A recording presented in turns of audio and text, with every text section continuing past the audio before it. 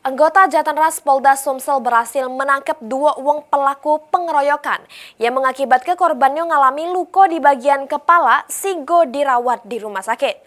Motif pengeroyokan ini karena dilatar belakangi rasa cemburu.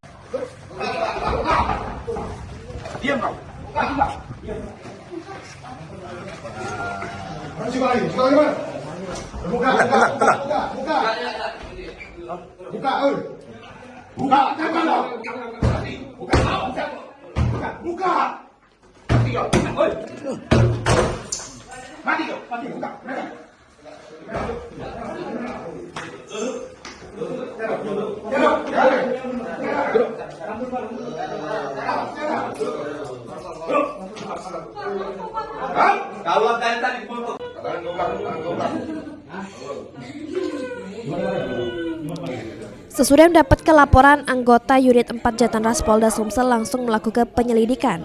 Dari pemantauan polisi didapati dua pelaku lagi berada di Hotel Rian Cottage, kawasan perindustrian 2 Sukarami, Palembang.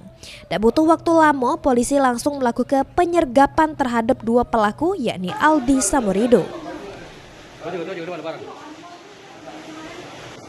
Dari penangkapan ini, polisi juga berhasil mengamankan barang bukti senjata tajam jenis parang sama kayu yang dipakai untuk melukai korban Amin Hamzah.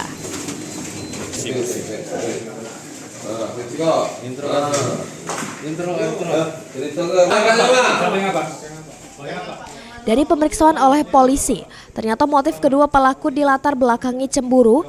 Pas korban datangi linjangannya, ternyata ada dua lanang yang merupakan kedua pelaku. Keributan pun terjadi sehingga korbannya mengalami luka bacok di bagian pipi, kuping, sama kepala. Korban kemudian dilarikan ke rumah sakit untuk dapat keperawatan.